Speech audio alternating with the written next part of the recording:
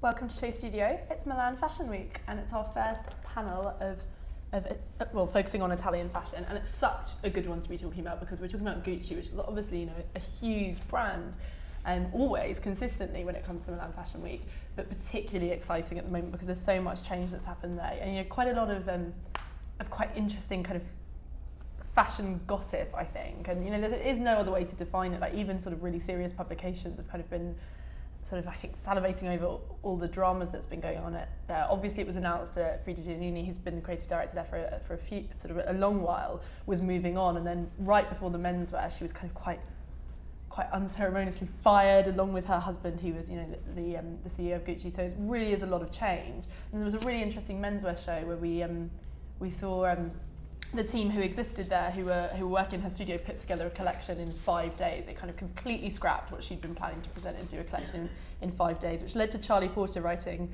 my favourite line that I think was written in any of the reviews, which was, "This is a multi-billion-dollar brand, not the plot of a Glee episode," which I thought was quite funny.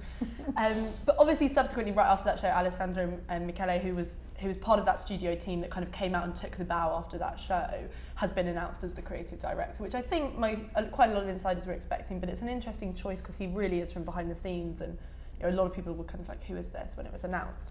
So we're going to be discussing all of that throughout this panel, and particularly focusing on appointments at houses and when they're done well and when they're not done well. We're also going to talk a little bit about this notion of the star design and whether that is changing with appointments such as this one. And I do want to get everyone's opinion on leather goods, because obviously that's something that really is sort of the meat and potatoes of Gucci, and how they're going to change in the age of technology.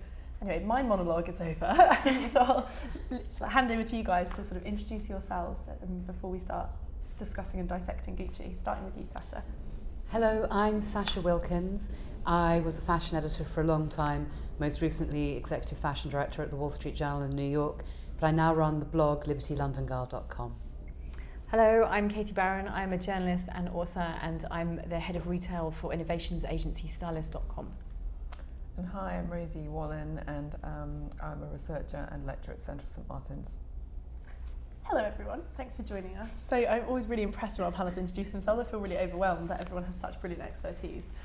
I want to start by talking about all the changes at Gucci, because I think, for anyone who follows fashion, I think particularly for fashion commentators and journalists, it almost, I think it sounds flippant to say felt too good to be true, but it was so kind of you rarely get those big kind of corporate scandals, especially a business such as, a company such as Gucci and Kerry, where they're so good at kind of controlling and making sure that, there's such slickness when it comes to appointments, and it did all seem to kind of really fall apart. What was everyone's take on it? What did you think about it all, Sasha? Well, the thing that really put it into context for me is that the revenues at Gucci are currently 4 billion euros a year.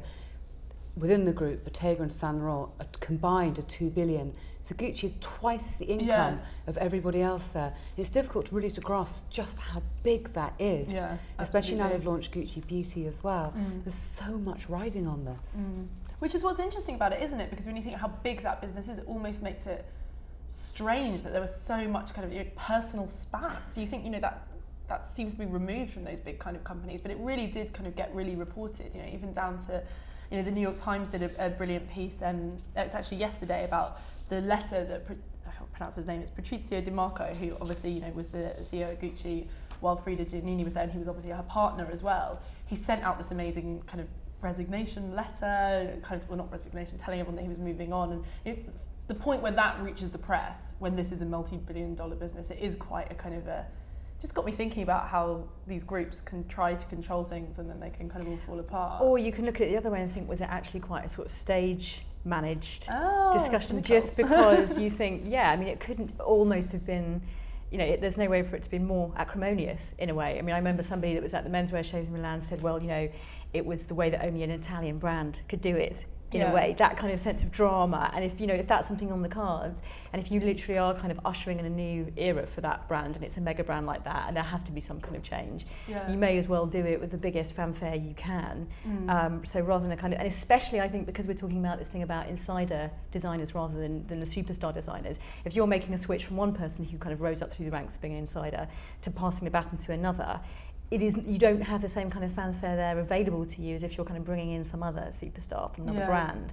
So therefore, rather than just let it sort of seed naturally, you know, organic isn't really the way to do it. And throw some internecine warfare into the mix. Yeah. It was interesting, I think, that they didn't announce that Alessandro Michele would be creative director until after the men's show. I thought it was almost a kind thing to do, because I think it meant that they got to sort of put on this men's show. I think, you know, as I said, there were a lot of rumours, but there wasn't that same sort of spotlight on him as an individual as there would have been. But that image from the men's, it's quite clear everybody at Gucci thought he was going to be taking over the reins. Yeah. I think it's kind of, as people have reported on the appointment more and more, they have said, you know, that Gucci already knew internally, but it's more, I think, you know, to make a collection that quickly, you wouldn't want it to be your first shining moment. 5 days, it's quite... It was an interesting collection. I think it was one where, you know, a lot of the reviews focused on the same thing, where it felt like it had kind of, there was a lot of joy to it and a lot of energy, but it was kind of bonkers. Like, it was kind of men's and women's. And it was really interesting actually last night. I was looking at it on style.com, and actually just looking at the kind of the amateur critiques of it were so brutal. I've never seen anything so brutal for any show. I mean, normally you get that kind of disparity of comments, and it wasn't even polar. It was just full on brutal. I think it just felt kind of mad when you it was such an amazing atmosphere. You know, Sasha and I were talking about it before we went live. They really did everything they could to make it feel like a new era for Gucci. Like, they changed the show space. People were sat in the middle of the catwalk, which meant you were kind of, the models were walking around. It was much more inclusive. Before, there was like this big runway in the middle and you were sat all tiered up. You know, and just everything was completely different. Like, the casting was completely different. It was much more kind of akin to Saint Laurent casting than the usual Gucci casting. Well, they changed all the models as well, didn't they, in that 5 day period? I read soundtrack, models, production, and of course the clothes. But the whole circus, it's extraordinary. It's completely. Yeah, it actually being an ex-producer, it makes my mind, makes me want to implode. It really does. Yeah, the whole thing. It felt like a mixed bag, though, this men's, didn't it? You've got the military, you've got lace, you've got chiffon, you've got androgyny, you've got Paddington Bear duffel coats. I kind of loved it, and I kind of wrote about this in my review. My thing that I liked about it is it just felt like every idea they'd had during, you know, the studio of the entire time working under Frida that they hadn't been able to explore. They were like, we're gonna do. So it was like, it was kind of bonkers. It felt like every single, like, down from, like, you know, someone probably had really wanted to do corsages at some point and been told no, so there was some corsages there. It was great though, it was brilliant. There's no colour palette to it, is there? Yeah, it was completely eccentric, but then again it goes back, I think such a smart point that you started with, Sasha, it goes back to that notion, you know, and that Charlie's quote about it being a multi-billion-dollar business, not a Glee episode. To see something like that happen at a company where there is so much money resting on these shows, and, you know, it's just kind of, it's bonkers in a way. It makes you realise how, you know, despite all the numbers, fashion can still kind of, you can get these bizarre, it's something you'd expect to happen kind of on a London runway, you know, everything goes a bit mad. And there was a really interesting quote from was it from Pinot, which said essentially that they didn't really look anywhere else, that they were very surprised by Michele's vision, but that the idea of the continuity within the studio was absolutely paramount to everything. And I thought that was very interesting. And it was almost that the creativity wasn't the important thing, it was the idea that he knew the house inside out, he knew the production inside out. So the ideas almost didn't matter, because he could make it was a seamless transition. That was the phrase he used. That's what I picked up and on I as thought well. that was really telling, that idea of the seamless transition. But it's fascinating, I was saying it's fascinating, isn't it, the idea of a seamless transition, and that what you actually, the end result is something that's a full stop, really, because I mean, I'm not really anticipating that anything we're going to see in the womenswear show is going to be related to that, I'm imagining. I literally came in today and said, who knows what is going to arrive changed today. her mind every single season. I don't feel like it's been a Gucci handwriting for the last Since 4 or Tom 5 Ford, years. really. I mean, it is interesting. I think it's particularly interesting that they've chosen another insider, because it's all about risk, isn't it? When I think there's some sort of figure of around 80% of their profits are coming from accessories now, rather than ready to wear. And that's his background. And that's his background. And so if you think that that's where all the money's being made, it makes sense that they're going to choose somebody that they already know, and also somebody that has an understanding of accessories. Didn't you love Tom Ford's quote? He said, when he worked for me, he was a great handbag bag designer. I thought that was really, really... Yeah. Because the thing is, that could just be him just being really honest, but it came across as so dismissive. But I think one thing that's interesting, I was telling Sasha before we went live, the Financial Times picked up on it, I hadn't seen it anywhere else, which was the soundtrack at the men's show was the score from A Single Man, the film that Tom Ford did, which I think is quite interesting, because I wonder if we'll see some kind of harking back to the Tom Ford days. I think it's, you know, it feels like there's a lot of like perhaps there isn't the best feeling towards Frida there at the moment, but then this is one of the last ads he did, wasn't it? Yeah. But you see, this is what's interesting, I think, when we talk about this idea of risk, because we talk about the idea as if playing it safe is actually a commercially viable option, and I'm not really sure it is. I don't think necessarily playing it safe and kind of putting it in the hands of an accessories designer, and I'm not saying that he's not going to do a great job, but just in principle, is necessarily the way to kind of make it big. But look at Hedy at Saint Laurent or Raf at Dior. They are doing safe things at those houses now, and they are selling. I don't know if I would call it safe. I think a good example to relate to this is the Valentino duo, because they also come from an accessories background and have done a really, really great job. And they were there. internal. And they were internal as well. You know, actually a really similar trajectory. Even like Michele worked at Fendi, and they both worked at Fendi for a period doing the accessories. And I think it's interesting to think of it like that. And I think what they've done has felt really exciting and really new. And I think it's about trying to... The New York Times piece that came out, it is really worth reading. It's by John Coblin. They talk about this idea of Gucci just losing its fashion relevance. And I think that had happened. You know, it was kind of, you went to the show, but you didn't go to the show expecting to be shocked or surprised, or even that it was, you know, it was kind of... You always got the impression that Frida had spent, you know, a big part of her legacy in a way was the kind of whole lifestyle thing. Yeah. The fact that she kind of evolved it into kind of, you know, couture and children's wear, and just before she left the beauty side of it as well. So you almost felt like that was part of that kind of quite Italian thing in a way, to evolve in the same way that Armani had to kind of stretch out, and whether actually that's almost like spreading it a little bit too thin, that you do lose your core fashion relevance. So I think you'd be right in that respect. I mean, she started out feeling like quite a contemporary, easy-to-wear designer, and then she suddenly flipped, and it all became about, I must have a theme. It must be Frida Kahlo this season, and she just changed, and I wonder if she just lost her confidence and kept needing to have an identity for her shows that wasn't really her own. So what do we think the DNA of Gucci sort of should be? Well, they came from bags, didn't they? They came from accessories and sort of that equestrian kind of feeling, and so maybe it is right that they have an accessory kind of slant more so. But it's, if you look at Hermes, well, the clothes are always beautiful, but they have very little public perception there. And whether it's been Gaultier or Lemaire or any of the designers they've had there, they've never really made their mark. Whereas when you look at what Tom Ford did with Gucci and just turned it into this powerhouse brand, I mean, Gucci was sex and business, Gucci was it? broken It in the 90s. It was almost bankrupt until De Soleil and Ford came along. So they need the clothes to get the headlines. I think what they need is they need a different kind of designer now. The big brands certainly need a different kind of designer. I think gone are the days where you can have somebody who's just sort of an artist who's, you know, just thinking conceptually. There is so much money at stake that you do need to have an understanding, a sort of underpinning of what is making the money in the business too. For sure, but I think... And Tom Ford did that. You know, he did have sex and business in combination. I think you're right, and I think he did have an understanding of the business machinations, but I think also what was driving him was the bigger vision. So even though you might be making a lot of money in the accessories aren't going to sell, because they're the kind of gateway point. They're not going to sell unless the rest of the vision sells.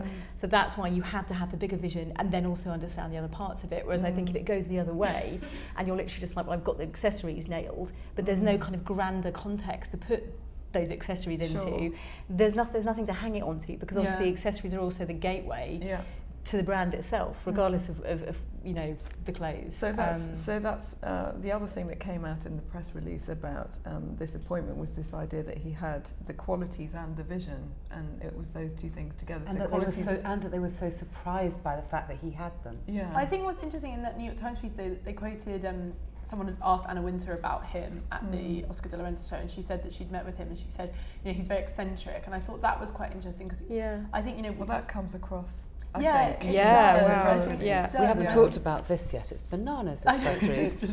I read it 3 times. But that's what's interesting, because we say kind of like, you know, designer from behind the scenes, as if that means that, you know, naturally they're a very humble, quiet person. But for all we know, he's like totally mad, you know. And I think that's quite interesting to think Judging about. by this.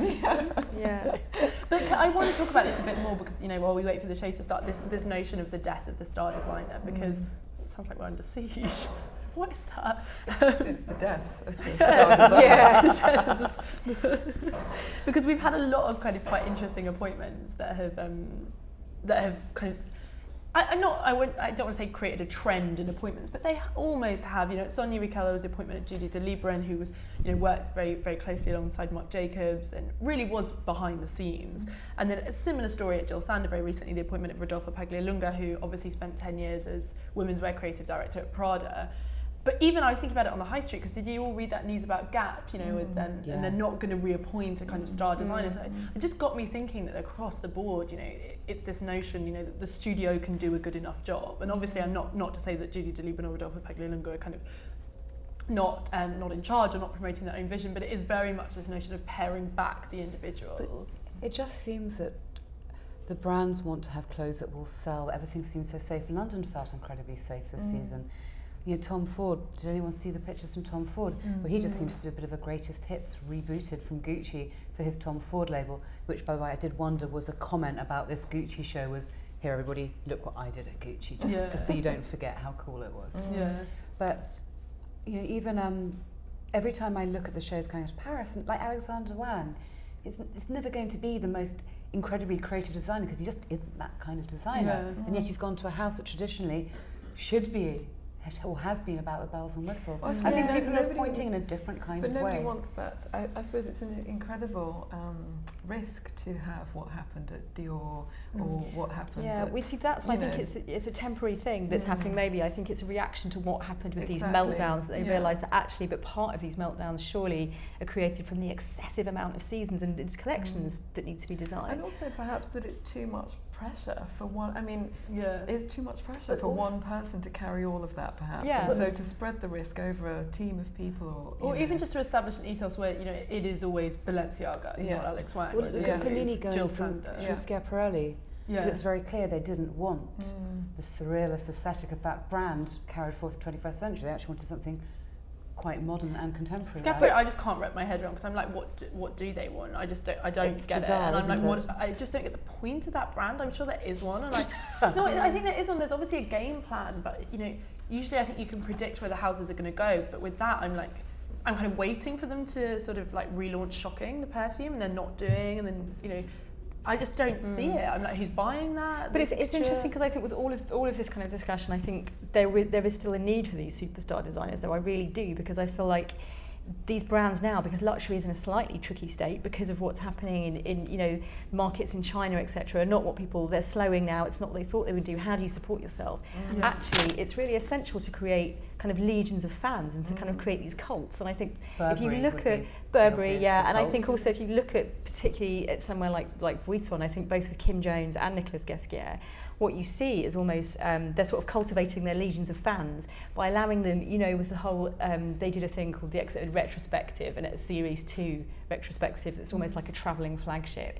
It's in LA and it's travelling around, and you can almost take sort of souvenirs, stickers from that. And clearly to me it feels like, you know, cults need cult leaders. That's the way it works. And I think Kim Jones is an amazing example of that. And I think even the fact that he used Christopher Nemeth in his collection, you know, he's using one kind of cult to adapt into all the people like Judy Blame doing accessories. Exactly. And I feel like actually there's something really viable and exciting about that, because in the era of social media, actually a lot of this is about shared interests and trying to find these commonalities, and I think particularly for a younger generation, wanting to be part of something, to be part of a scene, and you do sort of need those big leaders like Ghesquière, you know. I do. A really good example, and it kind of ticks all the boxes that you just kind of went through, is and it kind of happened exactly the same time as these appointments, was the appointment of JW Anderson at Loewe, and I think that was a really interesting one, because I think what it suggests, you know, houses like Jill Sander, Sonia Riquelme, I kind of feel like they want to, even perhaps Gucci, they want to play it safe. You know, they have these big businesses and it's all established, and they need someone to kind of come in and keep it ticking over. And yes,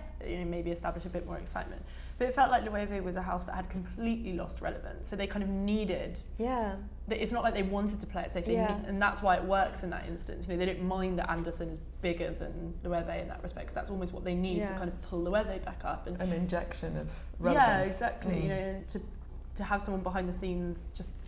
I mean, it's funny. How would they have got any? It's almost like they used his name as much to kind of relaunch them. And but then look at Valentino with Maria Grazia Chiuri and Pier Paolo Piccolini, who were so unknown, no one had heard of them, and yet now Valentino is so covetable. I mean, the Rockstud alone. If you go and do a Resale in Paris after the ready-to-wear, they have an entire Rockstud room. I've never seen anything like it. But do we not think that that's maybe what kind of Gucci are hoping for, a similar thing, which is, a superstar product? Yeah, exactly. So it's almost like the product becomes the star. Because you're right, I think Rockstud was what put Valentino back on the map, and then it kind of put those two on the map, and now everyone's talking about Valentino, everyone talks about them, they're stars now. They have a great handwriting, whether you go to couture, and they show every season at Salomon Rothschild, it's a very precise show, and every time I sit there, it feels like they're moving on, but it's always exactly the same handwriting. They are so specific in what they do, and so different from that thing I keep saying about Frida, where every season you couldn't tell it was a Gucci show.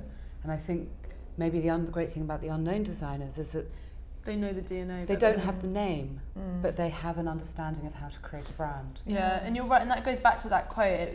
We all kind of touched on it, which was the quote they put out when they were announcing him as the new creative director, and I just want to read it because it is really interesting. It was from Marco Bizzarri, where he said, Alessandro's talent and his knowledge of the company and the design teams in place will for sure allow him to move quickly and seamlessly in implementing his new creative direction for the collections and the brand. The Gucci men's show presented on the 19th of January, which was realised thanks to a remarkable collaboration between the men's design and production teams, is a clear indication that the brand is ready to take a new direction. So it's quite pragmatic. It's not his amazing vision, like his star, creative. It's like he's great with the production team. But it's not sexy at all. It's not sexy, and it's not fashion, and it's not. That's not the desire that fuels our addiction to luxury fashion. It's just not underlying. It's quite corporate. It's so corporate, quickly and seamlessly. Yes, well, that's good. Yeah, glad they got that done at the time. Exactly. That's why I keep wondering whether it isn't really about the clothes. That maybe he'll create a conversation because it's not necessarily going to be incredible clothes, but he will find that star thing in the same way of Johnny Coker going from Celine to Mulberry. Mulberry technically has a ready-to-wear thing, but they've just appointed an accessories designer again. There seems to be that accessories again, driving. I think it's going to continue that way. Whilst accessories are the driver of the profit for the business, it's going to carry on. But ironically, talking about go back to Jada Runderson, and we're saying they used him as a star designer to get the name out there. He's trying to do the Rockstud model. All those little pouches, the little leather key rings, the knots. It's trying to create a cult accessory. Maybe that is what you need now to kind of try and relaunch something. Well, they're all trying to find the kind of iconic product, aren't they? We're off. Oh, it's starting. We've been given the show notes for the music, and I mean he's making a real point. Apart from an almost incomprehensible press release, we've got the soundtrack is Philip Glass. Yeah, Philip Glass. Quite a statement. Yeah. Can we turn it down just a wee bit? Thanks, Gorge. Not that I don't love Philip Glass. Big fan. A flat shoe. That's also quite a statement. And the show space is just completely changed, completely different. We always used to have that very black, sexy thing going on. Yeah, and it was just so. I think they just have the classic bottle green, Gucci green. Yeah, actually, that's very true. But I think someone pointed out at the men's shows to kind of have the fashion going round the audience rather than you kind of sat staring at the fashion like it was an object. It felt much more intimate, and I think that's quite interesting. So there is a bit of a correlation with the menswear show here. She was wearing the beret and the glasses. And also the androgyny. The model almost looked like a boy. Yeah. Geekiness is a good word for it. Yeah, there's extreme nerd fest occurring, isn't there? Interesting for a brand that's supposed to be about sex. Yeah. It doesn't look not sure you're going to get laid in a beret. But then you also think, what is kind of sexiness now? I just think, the Tom Ford thing, it's interesting to see reactions to Tom Ford because I think that feels very dated now. It does, and I think because it feels like a very outdated mode of what a woman should be like, doesn't it? It's the arm candy. For a kept woman. Exactly. The trophy We've wife. said this on a show studio panel for Gucci before, that they are clothes that men buy for women, not clothes that women buy for themselves. We just say this wasn't sexy. Well, that completely see-through look came out. Well, I think this undoneness feels very central now, as does androgyny, and maybe to him, this is sexy. It's just not carnal in the way that Tom Ford is. It's a really good word. He is. That's a great word, especially when you see the silk blouse, which but is that exact. colour is Tom Ford green. I mean, that jade from the Yeah. collections in the early 90s. I But think that it's looks like more of a Frida thing, the prettiness. But it's quite romantic with the cello as well, isn't Yeah. it? It's sort of got a dark romance to it. I think it is romantic. It's seductive, I think. And It's quite haunting, isn't it? I never would have dreamed those shoes would go down a Gucci catwalk. Yes, though. they're No. soon to be cleaning the floor as they go. Well, that is the funny thing, isn't it? Because talking about the sort of DNA of Gucci, I mean, there's more of a DNA of Prada in this, really. Because I think that was the criticism that a lot of people made of the menswear, that it felt like a smash and grab of other people's. It did. Which it did, but then I kind of thought, actually, you know, if you've been working behind the scenes and you see all these amazing things happen, you know, at Prada and Jada Anderson or wherever, of course. See, that you want feels to very incorporate Prada them. with all those juxtapositions of texture.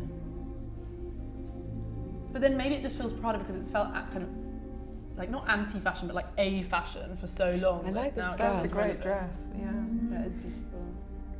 I think that the show notes, I know we have all mentioned that they are slightly bonkers, which is always the case with Italian press releases. I like this notion of kind of like the way that it wants to kind of treat, it's an interesting view of the present, I think, what they're talking about here. You know, he said there's no room for consolatory nostalgia, rather the need to affirm freedom, the freedom to revive stored up possibilities. You know, it's basically being like... The freedom to choose who you are beyond what has already been dictated. Yeah, which is, that's basically saying, you know, we're not going to do Tom Ford, we're not going to do Frida, we're going to kind of And I guess that thing as well about redefining what feminine is, what sexy is, how you present yourself to the world. Exactly, I think you're completely right. I don't think these notes are just saying that they're not going to be sort of, they're not going to relate exactly to what Frida and to what Tom Ford did. I think it's also saying they're not going to bow to notions of this is sexy, this is luxury, this is menswear, this is womenswear. Which I think is very much how an intelligent woman dresses these days. I think it is. I think you're right. There's a certain bleakness to this collection, isn't there? Yeah. I mean, there's not much here to go on the wear on the yacht, is there? Well, I disagree. I think these little flippy floral dresses are much more... Just as you said it, that dress That's came true. out. Yeah. And if we keep having it, just you we wouldn't say wear it with the something greasy hair and the opposite specs, comes out. though. No. Probably. What I found really interesting is the real lack of bags. I know, there was one frame bag. Yeah. But I think that's quite telling because he's obviously, you know, we spent ages saying, oh, he's just an accessories designer, you know, that maybe the focus will be on the star accessory, and then he's quite deliberately had that back. But snaffle on the shoes. It'd be interesting to see how will they create desire for these clothes. I do think there's a fair amount on there that you can imagine doing very well with celebrity things like that. That's things like the little interesting. slippy red That's dress. beautiful. I mean, it does feel like a departure. It feels fresh, it feels new, very and I fresh. think they'll get lots of press on it. Yeah. Don't you think? That's a very kind of old lady fur, isn't it? It's quite Tenenbaums, It's actually. just, Yeah, it is lovely. Yeah. I like the eccentricity of it because I think, you know, that's something that I felt was really missing from Gucci, and it's something that is, it does feel quite Italian sometimes to have something that's a little bit kind of off. Yeah, Tiny bit. This is a tiny bit unhinged, There's a lot isn't it? Which kind of proves he's got this cavalier attitude. It's a little bit mad granny, There's isn't a it? lot Yeah. of craft Sort of in it. eccentric granny. I'm kind of trying to look at it regardless of whether I like the clothes myself, and just look at it as how I feel about what this means for Gucci and the new era of Gucci. And it is quite pleasing to see something that is a bit eccentric. I think so, and I think it's interesting that they talk in the show notes. He said, you know, the contemporary city is background, a place of unexpected events, rifts, remnants, and amnesias. You know, mingling of reality and desire, testimonies and prophecies. I think it's almost reveling in the uncertainty, and I think going back to what we were talking about with appointments, it might be worth refreshing it, guys. And going back to what we were talking about with the appointments, I think, you know, that notion of kind of accepting that, this is a time of change, and maybe it won't go that smoothly, and we'll try things that won't work, and we'll do things that will. Like, I think that's quite a smart thing to do, rather than trying to be like, this is our vision, this is what we're going to do. The notes seem a lot about embracing, you know, disorder and chaos and change. That's interesting. This shoe is interesting with the snaffle on the front. So he's still sticking to some of the codes of the house, obviously. But I think it's good that they're updating them, because I'm sure they sell a lot of bags to, you know, a woman that's already bought a Gucci bag, but you need to get young shoppers wanting to have a Gucci bag, and I do kind of feel like you're going to do that by having these. But I had a little Gucci bamboo handled bag in 1997. I thought it was the most exciting thing I'd ever had. But that's the thing, is you want to get, you know, like how all teenagers want the Celine bags. You want to get that kind of... I mean, there is something about this, isn't it? It's interesting talking about J.W. Anderson, that you feel like occasionally you'll see collections from big Italian designers where you feel like there's almost no acknowledgement that the world has moved on, and there are people like J.W. Anderson in the world, and this feels like there's an awareness of that without copying it. Yeah, that's actually a really smart point. It feels like they understand what's going on elsewhere. Like even just the shoes, you know. I like the pom-poms. The pom-pom, but it kind of I'm not saying it's a copy of it, but nods to people like Nicholas Kirkwood, Sophia Webster, like the future of accessories design and the more exciting things that are happening. And it means that, you know, if you want a fashion shoe, perhaps you do go to Gucci. It's not just you go. That is a boy, isn't it? It is a boy. Yeah, that is a boy. Sometimes it's hard to tell. It is hard to tell. I love this though, because the men get so angry about all the women always being on the menswear runways, and I think quite a lot of the houses have now started putting men on the women's runways. He likes a pussy bow, doesn't he? He likes a sheer top. It does have a delicacy about it, which I think, you know, perhaps there hasn't been. I think it's very kind of flirtatious. I think particularly in the way it kind of really combines these very like granny-ish, covered up, almost quite innocent elements. More delicate quite crafty. It's more delicate than Prada. If you were making that comparison, it has the delicacy that Prada's very sort of clunky and clumpy, and this has a lightness of touch. I think you could say.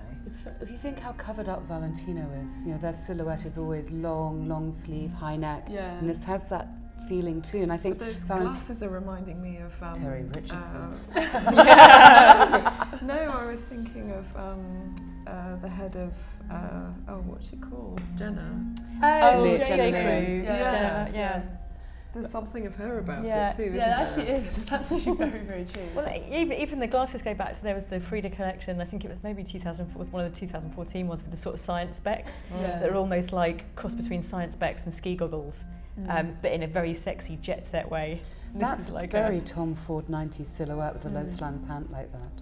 I do think there's an awareness of what's gone before. Like even, there is. You can see Heidi Slimane in here as well, undoubtedly, with the hair and the kind of slightly sort of... But then do you not think that feels modern? I think you know, to see really done hair on a runway, it looks like quite weird now. Versace supermodels, bounce hair. Yeah, it's just, and I think it's really great that we have this there. Interesting, but that massive logo on the belt, he's not hiding from It was really similar actually at the men's. If you did look closely, those interlocking G's were very present at the men's, and I think that's, you know, I keep referencing Charlie's review, but I just thought it was really spot on. He talked about that kind of the very sophisticated, edited, but obvious branding that Tom Ford did really well, where it felt very considered, very edited, but it was obvious. And I think we are seeing that here, like, you know, with the horse bit on the... But the other thing that's notable is colour. There's a lot of colour. It's a lovely colour palette as well. It's very delicate. I really like this red and purple. I do too. I really but like it. I think Valentino have changed how people look at Italian fashion because it's so demure.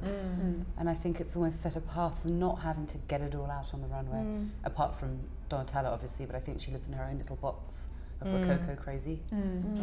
But do you not think that feels kind of luxurious? I think if you see a woman who looks very kind of almost very undone and quite prim, but still really great, that feels very fashionable now. I think seasonal. Because I think there's something quite empowering about that, because the underlying message is that it kind of, we are still in a sort of state of trying to get equality. To see a woman that's a bit undone, it almost is like this is a woman in charge of herself. That's the kind of underlying message. So I think you're right, and I think there's definitely part of that in here, that you can be an Italian intellectual rather than an Italian Italian arm candy. And that's what comes across in the press release as well. I think you're so right, Italian intellectual rather than Italian arm candy. It's sort of grown up, isn't it? It is. And I think there was an element of Gucci perhaps, you know, where it was almost became a bit of a parody of itself. Mistress clothing. But the thing certainly is, when you were getting sort of Gucci dog bowls and things like that. And this is the antithesis of that. It was almost a bit rap video, wasn't it? Yes. I love this because I feel that it's clothes that women would buy for themselves. Absolutely. And we've all got so much more spending power, our generation, than anyone who's really gone before. You know, we're not looking for men to bankroll us. At least I would hope not. And I think it uses androgyny in a very clever way, because some of the pieces that actually are the most androgynous, it's not just the suits, it is also some of the kind of the dresses are essentially androgynous, and I think that's interesting. But it's also He couldn't be more low-key if he tried, could you? You can see why he likes a duffel coat. He looks a bit like he should be wearing one. Oh, he's so cute. But it was super wearable. I mean, I think all of us would probably wear pieces from and that. I like those big frame bags. I thought it was really interesting. He didn't go down the dolly bag, or it's quite, that bag is again as you said, it's the edited statement, the one big bag. I think that's the thing. I just think it's interesting to think about how I'm really excited to see the brand, like that's why I kind of want to see everything really close up, because I'm really interested to see what branding they pick up on and what they play with, because I think that's one of the most exciting things about Gucci. And actually branding you can be so creative with now. I think, we live in an age where fashion has got really good at doing really interesting plays on logos, and I can't wait to see how I'm Gucci super does bored that. with all those Gucci bags with the double G, the little ones. Every blogger, I know I'm a blogger, but every blogger has one. And I just feel like that you're carrying a logo. I want to see a different kind of Well, the whole bag. collection was a bit like that. It was almost like anti-status symbol clothing. That even the coats that were almost kind of quite military double-breasted, but then had the big bits of fur. So you do have those bits of opulence, but ultimately, on top of something that's a little bit not nondescript, that would be too extreme, but yeah, anti-status. Well, I've been thinking quite a lot recently about bleak chic, which is, I was thinking about it because Erdem did that whole collection where everything looked a bit tatty, like deliberately, the one he just did. It was really beautiful, like all the kind of jacquards, but then he'd left them frayed. And then at the men's, that was kind of, I felt like that was one of the biggest stories throughout the men's, was this notion of like clothes well worn and clothes that have been loved for generations. So like, Bottega, which is all about kind of labelless luxury anyway, it was all these kind of, it was like jumpers that looked deliberately quite dishevelled, and it was stuff that you looked like you'd had in your closet for ages. It's a very English way of dressing. It's a really English, very aristocratic way of dressing, which is interesting because it is a kind of luxury idea in a way. And then Prada, I think, kicked it off, autumn, winter 14, when they did like the poor furs and stuff like that. And I think that feels actually quite modern, that idea of clothes that, like, it's that, this old thing mentality when it's not an old thing. And I think that really felt like that. It felt very... Which has kind of come off the back again of this whole thing about having so many collections every year that almost it's just not sustainable. And even though the brands are pumping them out saying we know it's not sustainable. So therefore exactly, at every possible level it's not sustainable. Exactly. But that idea that actually, the brands know that and the consumers know that they're still pumping out all these things, but but we're moving into a kind of more seasonless era where I don't think anyone's so concerned about, am I wearing something last season any longer? And it sort of acknowledges that, the sort of poor furs and tatty. Anyway. Yeah, not in Europe, exactly. Different in the rest of the world perhaps, but One thing I just want to talk about, the last topic that we didn't have time to talk about, just as we wait for the kind of close-up images to come in, which is about leather goods. And we looked at the collection and said, that there weren't that many bags. We'll see them a bit more closely in the close-ups. But it's interesting to talk about Gucci and leather. I've just been thinking about it just in relation to, how we work as people and the kind of things that we actually need. Because if you thinking beyond fashion, another industry which has become great at kind of like working with trends and seasonal drops is the technology industry. They're so good at making us all covet and want things, and a lot of the technologies that's being pushed is things that almost undermines the traditional things that fashion has pushed. So, I was saying to Nick before, things like paying with your phone. How is that going to affect whether people are still buying wallets and stuff like that? It seems like a very kind of like futuristic idea to talk about, but actually, if we're getting to the point where people are using apps for everything, are we going to see a point where already things like diaries or card holders don't become as relevant, and how are the brands going to keep up with that? I've got something in my purse that I meant to bring on set and I forgot because everyone confiscated all my plural phones. As an aside, I need a big bag because I carry like 3 chargers, 3 phones, and all the rest of it. But I've got a beautiful leather clad battery charger which comes on a hook which clips around my handbag handle, and it actually looks like a luggage tag, but inside it is a flat extra battery for my phone. That's a perfect example of a small leather good for the 21st century. Yeah, exactly. It's just a transferal, I think. You don't need the wallet so much anymore, but you do need the case that your iPhone goes in. So the devices are just changing, but the devices are still there, so they'll just switch. Are luxury houses doing that enough though? Well, I should obviously disclosure, I've been a brand ambassador for Virtu phones, and their phones are wrapped in leather. So it's how you use leather in a different kind of way. Maybe Virtu, who say they're a British luxury brand, maybe they then partner with a fashion brand and then they do embossing on their phone cases. I just think it's just about thinking of it in a different kind of way. Leather's a luxury fabric, it's not going anywhere. But the meaning of luxury is changing, isn't it, at the moment? Because we've got 2 things which have really influenced that. One is the internet, and the other one is the environment. So I think that luxury is kind of having to reposition itself and engage in new ways. And one of the things that's quite interesting, I thought, was when Louis Vuitton brought out that Amble app, which I don't know whether it's still... Did you hear about that? Yeah. So they are sort of... I think there's going to be more interactivity, more sort of designing across not just products, but also maybe Platforms, platforms. Well, I mean, the Yeah. Vertu Right. thing is a classic example, because that, you know, the phone that I think is about 600 quid, you'll probably know, but Sasha, but it's £7,000. is it the one that's got the concierge system built into it? I'm doing a lot of work on this at the moment and looking at kind of synchronized systems. So we're going to see a lot more of things that the services that were the kind of traditional services, almost like the little black book, if you'd call it, of luxury, will actually be kind of integrated into things that will sync with our own eye calendars or schedules and social preoccupations as well, because of course we've got our information in terms of our data, we've got social data, we've got work professional data. All these things are going to start to meld. Have you seen that new app, My Insiders, which is based on recommendations? Yeah.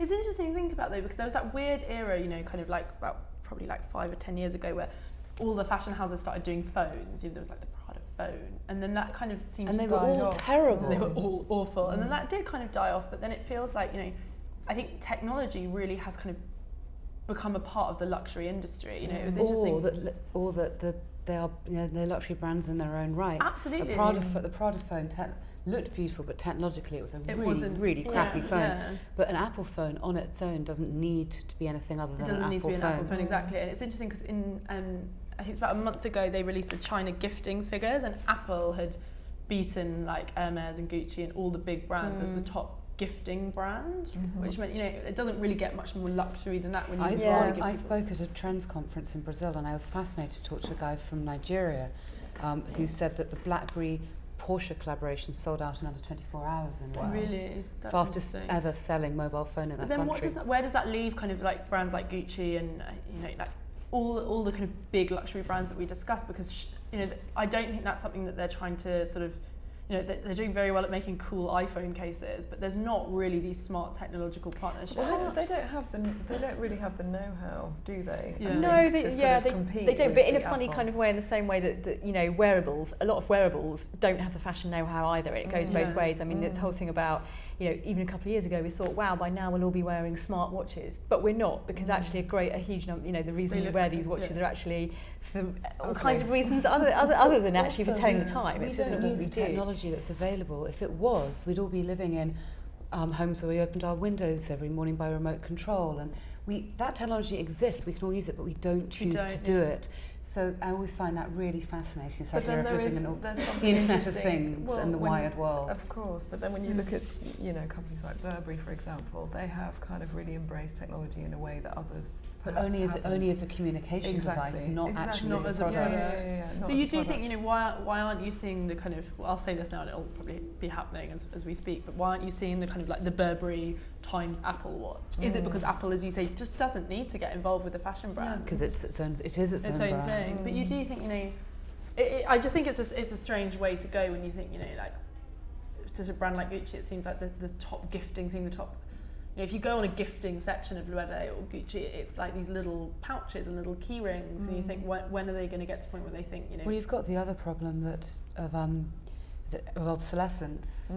You know, you bring out a pouch for the iPhone 5 and suddenly it's the iPhone 6. But surely fashion should love that, you know, because that means it's as seasonal and as throwaway as the collections in a way. Except they're not working in tandem, so they don't know when those things are going to come out. And I think also people are more like, if you're going to spend £600-700, you're more likely to spend it on a bag than something that's going to be obsolete. I'm still amazed. I mean, Tusting did one ages ago with Richard Nicol. Do you remember the shows where they had a charger built in, and Vodafone sponsored it, but it was only a showpiece. It never got put into production. And I'm still continually surprised that the only press releases I get for wearable tech in terms of bags that will make my life easier are from bags apart from Tusting, who I love. I don't want to carry any of those bags. They're all revolting. So why aren't Gucci building tech into their bags in that way? Yeah, I'd love a Gucci bag with battery in it. Yeah, as much as we say Apple doesn't need to partner with a luxury brand, I completely agree. But then I do think, you know, these young entrepreneurs that come up with really brilliant wearable tech ideas, like things that can, you know, like, I don't know, measure like, I don't know, all the weird things that wearable tech does. So I'm actually quite ignorant about it. Like, why aren't they going to fashion brands and going, hey, help me out? Because we have seen it with there's been some amazing jewellery that is good at that looks good. But you're right, and Katie, you said it perfectly. I think it will happen. Do you think it will? I think it will happen, yeah. I think that the luxury brands are sort of flirting with it at the moment, with the apps. Well, look at Fitbits and Jawbones, which so many people wear. I've got one set over where I lost it again. But Fitbits and What's a Jawbones, Fitbit? they're the things the bands you put gather. They're a around. bit like Nike They're fuel big- bands. they're pedometers. Yeah. So many people went, and they're all ugly. They're just like black straps, rubber straps around your wrist. Yeah. Why isn't anybody making an that's attractive going to Fitbit? expand? I think. I think it's going to expand in the health and wellness, because I think that's the big preoccupation. I think where there's a separation and when it's something that's just purely to do with style, really. Yeah. But I think really, really practical things should just be a no-brainer. A bit like the same way as creating bags for the huge number of working women that have kids and have other things to carry. Do you know what I mean? It's just a very, very practical concern that should be addressed, really. But I've just remembered I do have a Valentino Mophie battery pack which I got given. Did you? And it's in this Valentino red. It's got Valentino written across it. That's quite chic. And it's just very small. And Mophie made it specially as a limited edition. And Yeah. actually it's incredibly stylish. It's Yeah. rather nice. And I don't understand why there isn't more stuff like that. It's such an easy I branding think thing. it is the speed. I mean, if you think about, the fact that we've gone from floppy disks to CDs to, I mean, it's... So what would we like to see happening then? What are the kind of the smart ideas that Things that fashion make our lives simpler. I think that's always what we want, isn't it? We're busy working women who travel a lot. You want things that are going to help you do that. Bags that are big enough And to put also things more in. interactivity, I think. There'll be more interactivity, so, things will connect between perhaps the website and your phone. I do and, love the whole idea of the Internet yeah. of Things. I think And your bag. well, especially when it comes to things that you will buy on repeat. I mean, that's a huge area at the moment, looking at, the idea that you would have, say, in beauty, for instance, something that would run out, and actually that thing would be synced again to your calendar, so it would know where, and it would know that actually not only are you going to run out of something in a week, but in a week you won't be at your home, you'll be in a hotel so-and-so, because that's also in your calendar. Yeah, and it will just send it directly to you. So all these kind of synchronised things, that's the way it's going to go. Because obviously you work a lot in kind of, telling people what's going to happen in fashion, what future trends are going to be. Do you think people are starting to do that? Yeah, I think it's always the case that we kind of know about these things way before they'll sort of adopt. But as long as you kind of understand socially and culturally how people are living, you can see which things are going to adopt and which probably aren't. So is it more about convenience than about product?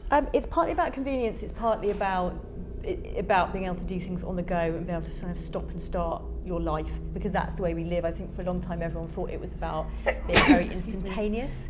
And I think product is part of that, but I think, exactly as Sasha says, it's the kind of Internet of Things idea, that actually having products that sort of connect to our lives, that can help us, remind us about things, which is all part of making our lives a bit more streamlined, a bit easier. So luxury brands can definitely play a part in that. I think beauty is probably the big area.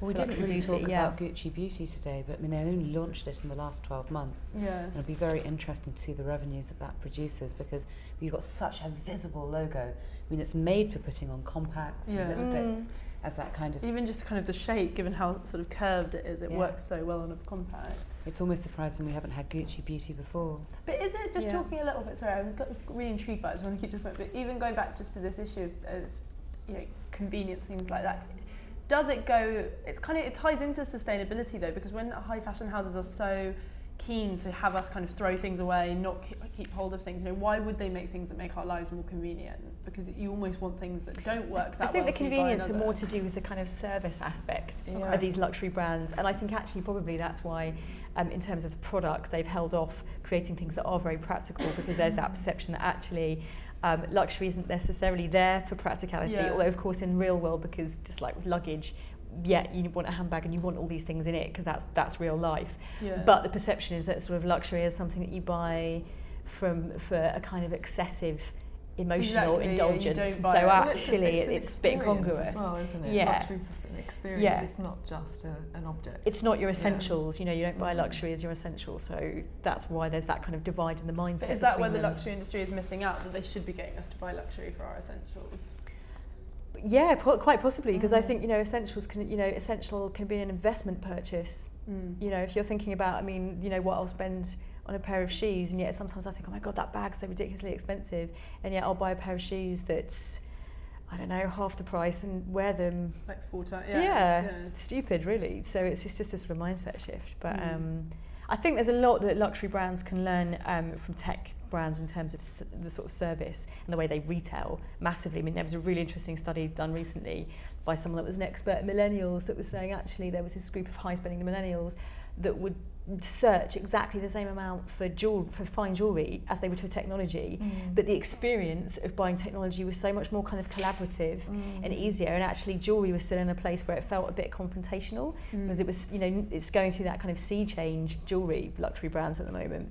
And that was interesting, saying that actually there was this appetite, but technology brands are kind of much more in that younger millennial mindset. But you do, if you go and buy, even if it's like an iPod, or even if you're kind of getting a new phone contract, it's very like, you know, what do you need this to do for you? What do you use the most? Whereas like, if you go and buy pieces of jewellery, they're not like, whereas luxury was all about that kind of slightly alienating mindset. Exactly.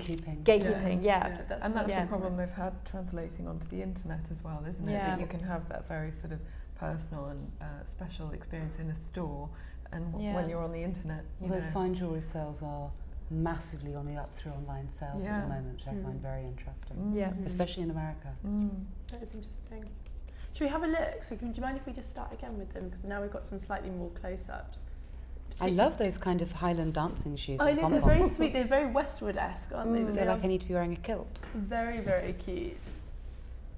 I like just how quaint kind of everything is. It's a little bit sort of sweet, and it's quite Wes Anderson. Yeah, it is very Wes Anderson. Yeah. I mean, I think what's going to be interesting is to see what happens next season and the season after, because it's sort of like you can do this for one show, but then how do you then carry it? How do you stop it slipping out? It does feel a little bit like the love child of Hedi Slimane and Miuccia Prada. I do think so. What I think is, because it is, you know, we kind of said it about the men's, and we said it again when we were watching the stream, because it doesn't feel like, you know, this is the seasonal theme. It feels very all over the place in a great way. I actually really love it about it. I think it's very joyful. But then you think, where does that leave you for each season? Because is each season just going to feel like a slight sort of cluster and clutter of ideas? You know, how are you going to have progression seasonally? I love that he's not scared of using colour. The colour's and I wonder great. if that's what will be his trademark, is that maybe, you know, shapes will change, fabrications will change, but he'll keep using this really interesting use of colour. I think he's a great colourist. He is a great colourist. It's interesting because it's actually number 2, but it was the first look. That just the images that come through in the wrong order. It's interesting. I missed it when it came out on the stream, but the double G logo was on the first look. A flat shoe and a double G, and a high neck. I mean, there's a lot of statements in there. Is that skirt leather? It looks like it is leather, yeah. I don't want to crawl across the floor and stick my nose to the screen. But it's interesting that we were also saying that it wasn't the most sensual collection, because actually when you look at it, there's a lot more kind of sheer, like even just that little sheer body. It's fabrics that move with the body. Yeah. I think you need to see this collection move, don't you? Because it's very much about what it reveals when the body moves, as opposed to when you're standing still. It's almost got a touch of the kind of Jarvis Cocker Britpop era, that kind of like slightly eclectic, slightly sort of loose, loungy, dressing up your grannies. I am not. It feels like the sort of mid-90s. You know, it does. It does. Show notes for Topshop this season were about taking your granny's clothes and dressing up in them. She gave me a quote about finding your grandmother's coat in the attic and wearing it on the train down to London. No, there's definitely a granny-ish feel. Yeah, but that's interesting, isn't it? Because we talk a lot in fashion about, you know, how London's the kind of creative city and full of eccentrics, but you know there's a wonderful sense of Italian eccentricity that you see so vividly when you're there, you know, as a tourist. But it doesn't come across in the shows. But it doesn't come across in the shows or in the fashion. Yes, you're right, because it's even like if you ever even go to a conference in Italy, it's hilarious because they so march the beat of their own drum to the extent where you're going, oh my God, this is running like an hour late. Right, okay, we'll just have to cut lunch. And it's like, no, we don't cut lunch because this is when we just do what we want. And it's just like, and I love that sort of sense of it's quite insular in a way, but quite bonkers. And none of it really makes logical, practical sense. And I like the fact that, you know, even with the flat shoes, it's not like, you would never say it's like a practical collection, particularly. I mean, you can, you know. I mean, is anyone going to wear a floor cleaner shoe? I know we said that about the Celine Furry slides. I am bored of a furry shoe I'm now. not convinced about the Yeti feet. No, I don't like. But then I like it because she looks like she's come home from a hard day's work and she's put on her slippers. She's like, oh, I'm done taking over Milan now. There's quite a lot of librarian chic here, isn't Number there? 9 is quite bleak. It is a bit tired mum. You know, don't ask me questions on the way home from school. Or possibly it's tired mum forgetting to put her heels on as she runs out the door after doing the school run. Yeah, I mean, there is an element that it's sort of brilliant styling as opposed to actually Who styled it? Sort of fashion design. Well, Alistair Mackey used to, didn't he? But I know that for the men's it was styled in-house. I think he said, I'm pretty 100% sure, maybe I've made this up, that he said he was going to style it himself, but I don't know if that's right because Katie Grand did the last one, the last women's wear. Did she? I thought it was quite a statement not to have a stylist for for men's. Yeah, couldn't it? Completely. But it's interesting actually. Can we just go back to the two looks before, Britt? Because those are the ones where you see the bags, and it's like it's the least sexy bag. Kind of, you know, it's like it's great, but it really does tie into that. Like I it's love like it. It's a satchel. And it's Yeah, a bag so you can again, put your it's 3 phones in it. Yeah, Yeah. It's very much like a bag for a woman with a laptop with her phones. It's not like, you know, that cute across the body bag with a logo and a horsebit loafer. I mean, I am so fed up with crossbody bags. Well, practical, but not very interesting. I do I like. love a Pussy frame bow bag. Again. I'm not sure about pussy bows again. You know, but I think it's interesting. It works in the context of this collection, Yeah. for sure. But I think there's obviously a step to create a real synergy between the men's and the women's. You know, he's very deliberately picked up on really similar motifs. So even just the bobble hats and the berets and the pussy bows. And the red, because And the red red. felt like such a strong colour for men. And the lace as well. You know, there was that lace top that he did in the men's, and there's a lot of lace in this. But it couldn't be more different to Tom Ford, really, could it? No. Yeah. From what he did. But then do you not think, I feel like it's got a similar ethos. It's all about seduction and sex. I think it's just a more modern version of what's sexy. I say this as I look at a girl who's effectively dressed like a librarian. Yeah. But I do think it goes back to what we were saying about, You you know, sort of wanted to take the glasses off and swoosh her hair. yeah, but it's, But that middle look, it does look like Gucci circa 1995. yeah. But not the... The mod- you know, the But just Madonna in years. an androgynous way. Yeah. Styled slightly. I mean, that really feels like I a mean, continuation of the house. But not, I mean, I'd actually go so far as to say not even just androgynous, but it is a bit sexless, Asexual. actually. It is a bit asexual, yeah. Nerdy. Yeah. But then I think that feels quite modern. I think, you know, that real intellectual fashion just feels really... Well, it does. It certainly feels quite now. Yeah, it That's the does. funny thing about saying, you know, the contemporary is untimely, but actually this feels really timely. It feels very, very aware of what else is happening. Yeah. Maybe a trifle too much aware. Yeah, possibly. But yeah, then I do think possibly. why, by saying contemporary is untimely, I think that's nodding to the fact that it does look like a lot of these clothes could be vintage, or they could be, you know, from a different era, and they're kind of all mashed together. There But It's I like- mean, yeah. there's some very clever fabrications here, though. I mean, these are very expensive, very beautiful fabrics. I'd like to see them close up. There certainly Yeah. feels a sense that it's a collection that isn't shouting, this is suggesting everybody should have newness constantly and it should be brand spanking shiny newness. Yeah. It's that kind of thing saying even if you have all these clothes and you wear them head to toe, you still wouldn't quite be sure if someone looked at you if they were brand new. If they were brand new. That Or yeah, vintage. yeah, But- exactly. But it's interesting with you talking about Frida, one of her biggest things was trying to make Gucci a lifestyle brand, because to me this feels more lifestyle-y than anything else, because it's very much this idea of being a type of person and having a certain ethos and liking certain things. It's about taste level rather than about It's very product. cohesive as a Yeah, as a I think collection. you're right about the taste thing, because you need to buy into this idea Yeah, you do, don't of you? not looking like arm candy. Yeah, it's like this is a world that you can be a part of. Oh, look, little I fairies' quite heels. Like, No, I quite the- like those little shoes. That is Yeah. very, very cute. Blister proof. Very practical. Actually, you'd probably get terrible blisters from the strap, though, wouldn't you? But then you have a very comfy heel. So do we like it? Do we think this is...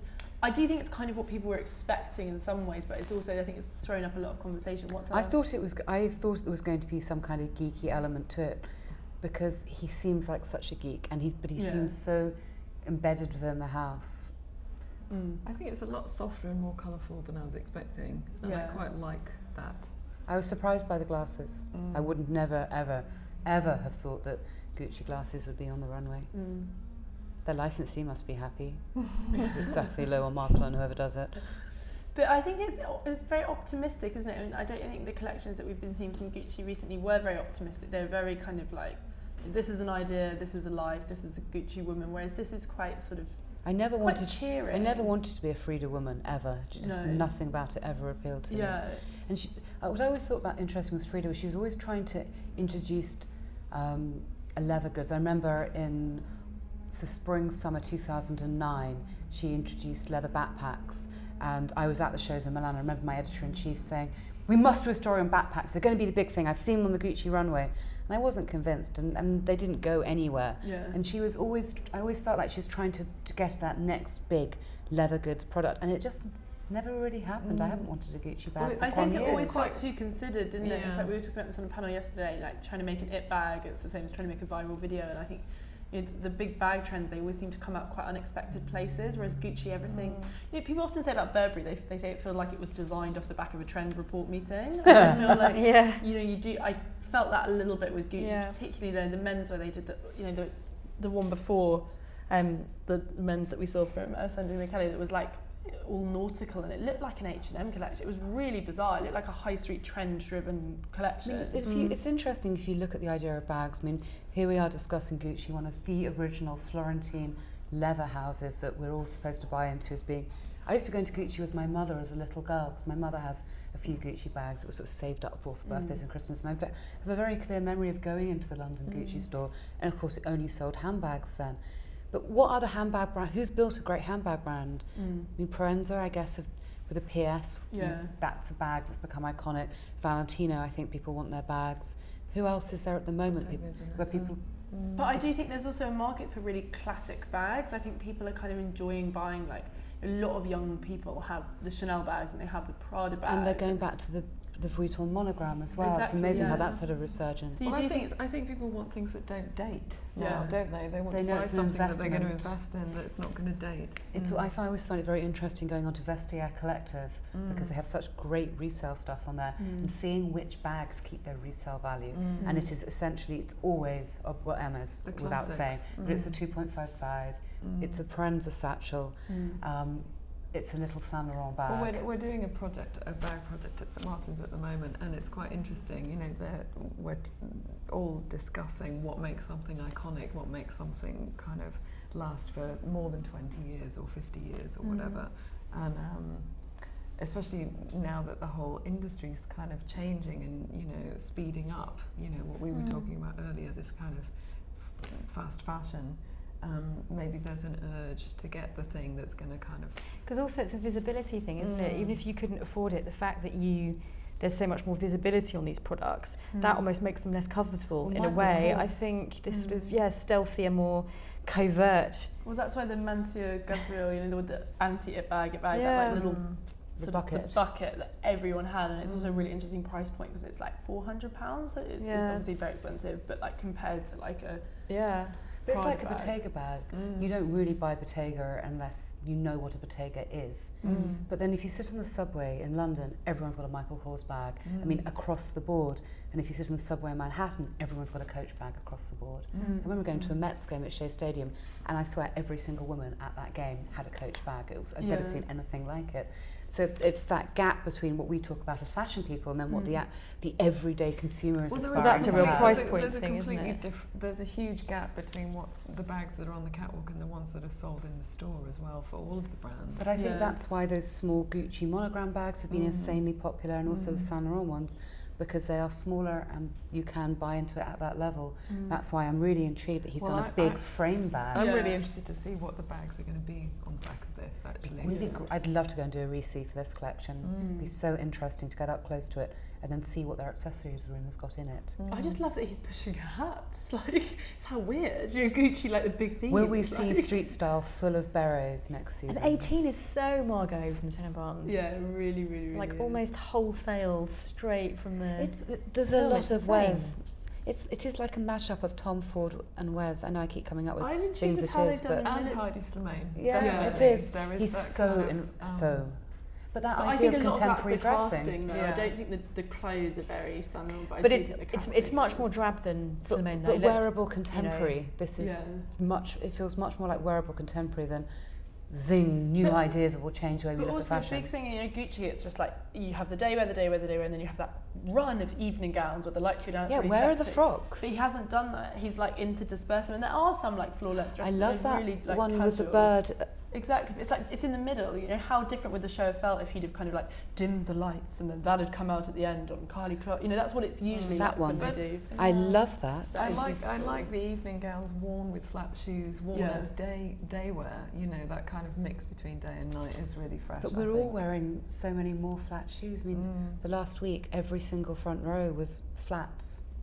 And trainers and stuff, I like it a lot. I do too. I like that it's just totally mad. And I think, you know, that's really missing from the big brands. You know, going back to that question we had about the star designers, like part of the things is it does feel like everything is very safe. You don't usually see something that feels kind of whimsical, or there's an element to this where it looks like he's like plonked some of the accessories on literally as the girls left the runway, and that feels quite nice when everything feels so edited and so precise. I think you're very right that it's almost the safe designer, but not a particularly safe collection. Yeah. Because, you know, flat shoes aside, it's not like a super wearable. No. Bits are, but bits are actually quite, you know, quite difficult to buy into, and that's good. Can't wait to see us in the stores to see how they merchandise Yeah, it. I'm excited for that.